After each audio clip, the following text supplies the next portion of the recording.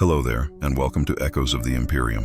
I'm truly glad you've arrived. Maybe it's been a long day, or maybe you're the kind of soul who prefers to drift into sleep with thoughts of distant stars and ancient cosmic secrets instead of counting sheep. Either way, tonight's journey belongs to you. You don't need to do anything now, just rest.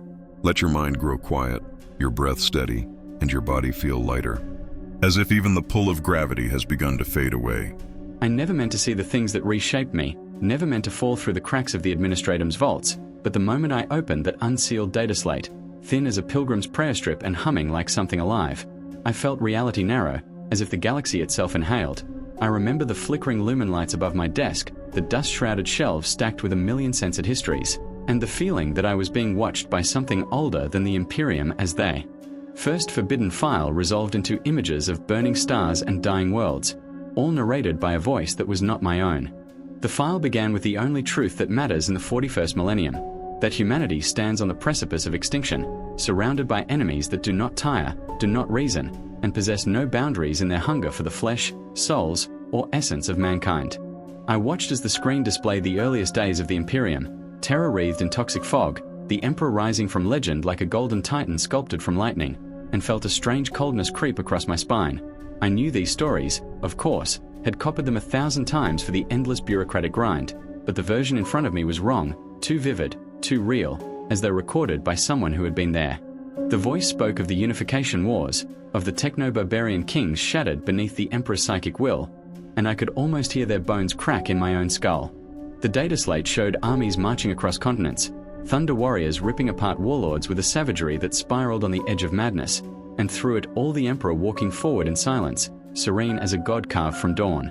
Yet the longer I listened, the more something whispered behind the narration, a faint static, or maybe a second voice buried beneath, muttering in an unknown dialect that made my teeth ache.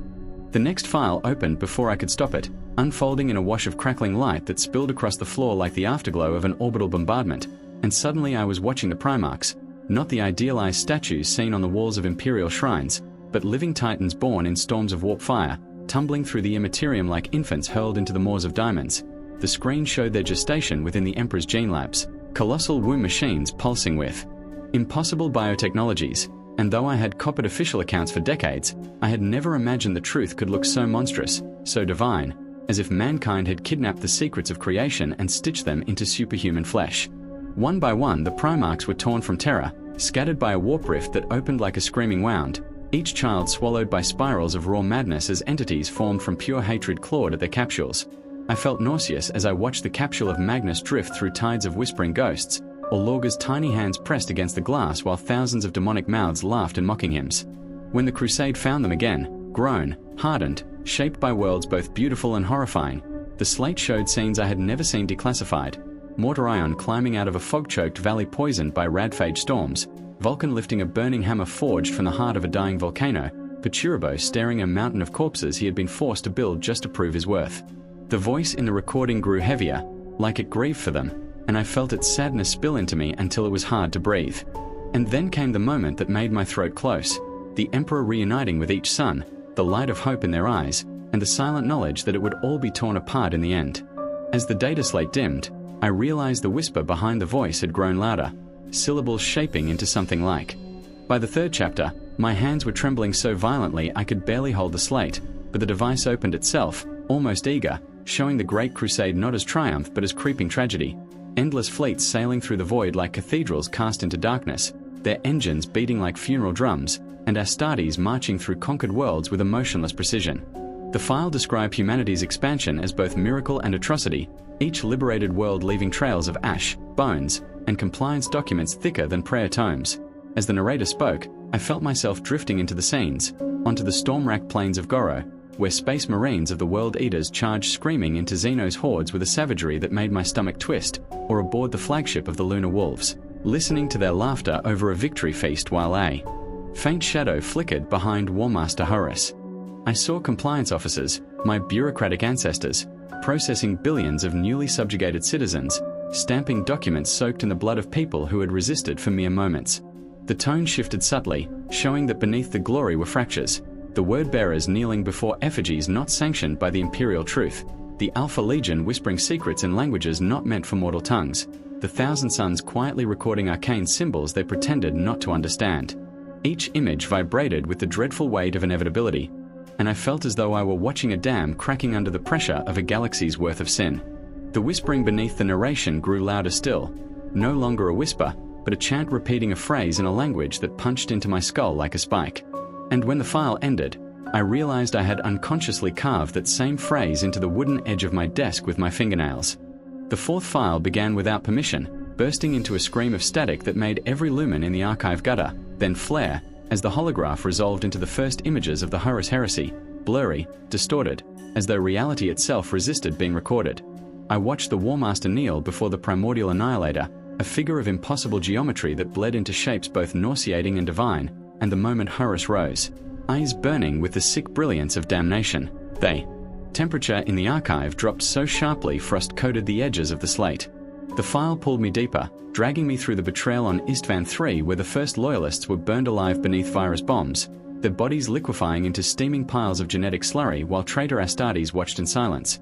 The narration, calm yet trembling, described the drop site massacre as if spoken by a survivor, blood-matted soil turning into a drowning mire, the Iron Hands screaming for their primarch until their voices dissolved into gurgled static, Raven Guard, vanishing into the smoke like ghosts who wished they had died, salamanders crushed beneath iron treads as the world broke open under orbital fire.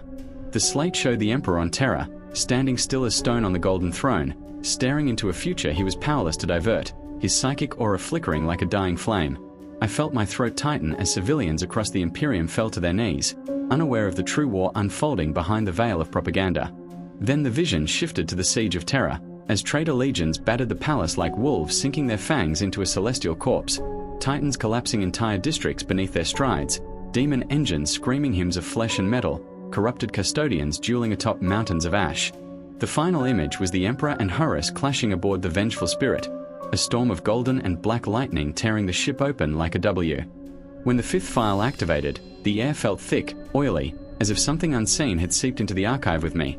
The projection showed the age of rebirth, Malkador reduced to ash on the golden throne, the Emperor entombed in psychic agony, and the Imperium stumbling forward like a wounded colossus shedding stars with every step.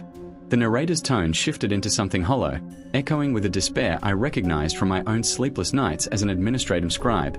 Visions of the Imperium's fractured realms filled the screen, High Lords poisoning each other with political machinations, Inquisitors burning entire planets to stop a rumor, and Space Marine chapters descending into madness, mutation, or zealotry, each convinced they alone carried the Emperor's true vision.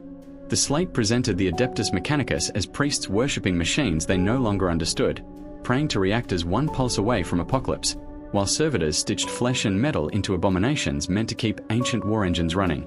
It showed the birth of new horrors, Tyranids blotting out stars like swarms of living night, orcs erupting from the void in green tides of senseless joy, Necrons awakening in cold tombs that sang hymns of death older than mankind itself, and the warp bleeding into reality with every passing year as diamonds clawed their way through cracks in existence.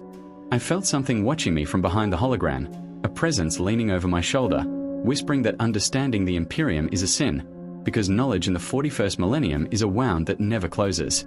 As the visions flickered, the narrator spoke a final warning, that humanity survives not through strength, but through stubborn, delusional hope, and the knowledge that even in utter darkness, someone must continue the record keeping, no matter how cursed the truth becomes. When the projection faded, the archive around me felt smaller, like the walls had moved closer, and the shadow sea.